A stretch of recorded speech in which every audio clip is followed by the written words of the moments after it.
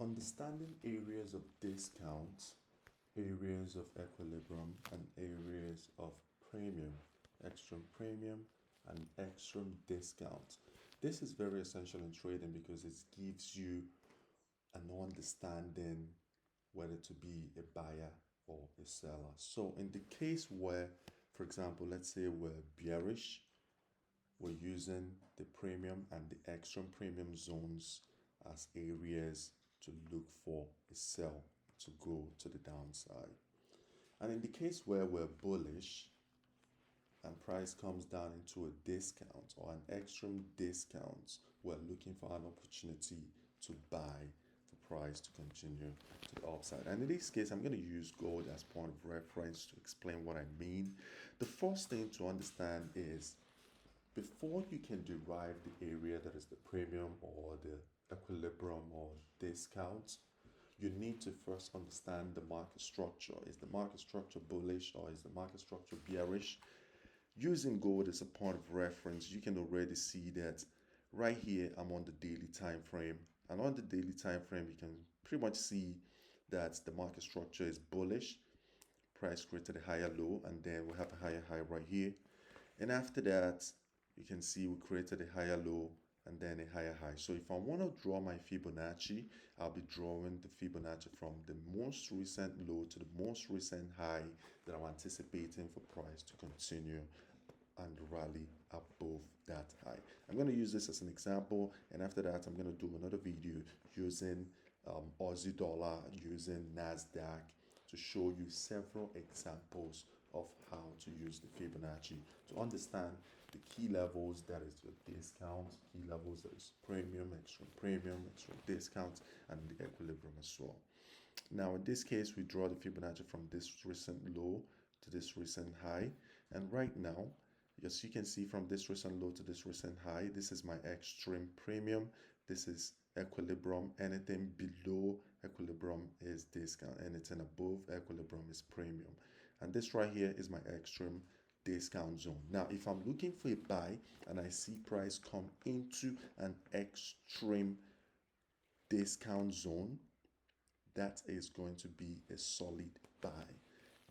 One thing to take note of is I'm also going to explain how to know that an area has been invalidated, right? But first of all, we're going to focus on how to use the Fibonacci for a buy. In this case, in this instance, it's going to be for a buy. I'm going to give more instances in other videos to how to use it for sell. And in this case, as you can see, this is our extreme discount zone. Now what we do is we mark the extreme discount zone right there.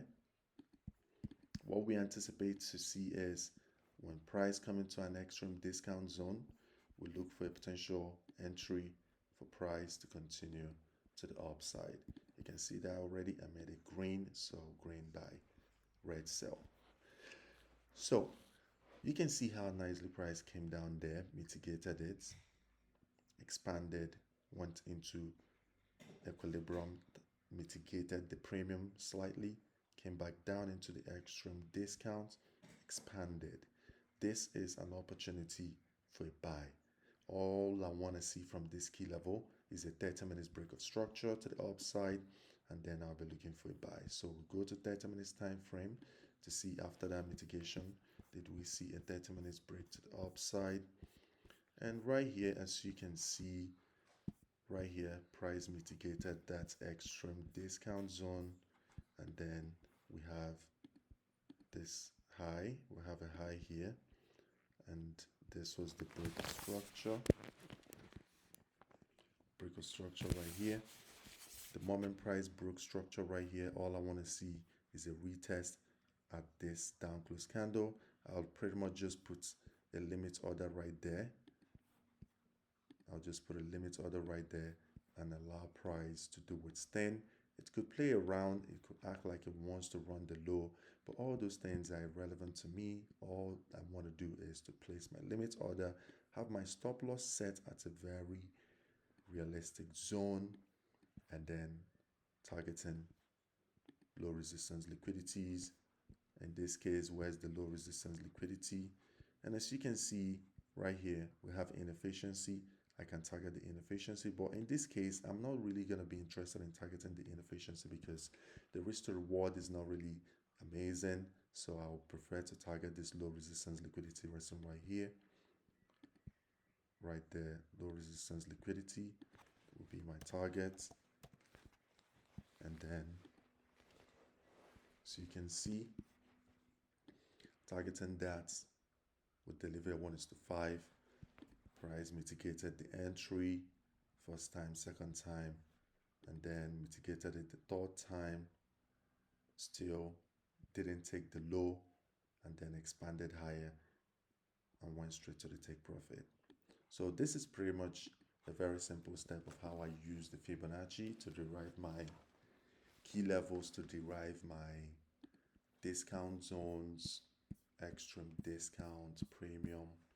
Now let's look at the current price action, because now we were talking about the previous price action. As you can see, we're still bullish, created a higher high right here.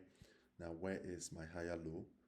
What I do, I go to weekly. I want to derive the low, and on the weekly time frame, this is my low, and then I go back to daily, and then I use the Fibonacci from the overall low right here to the overall high right here.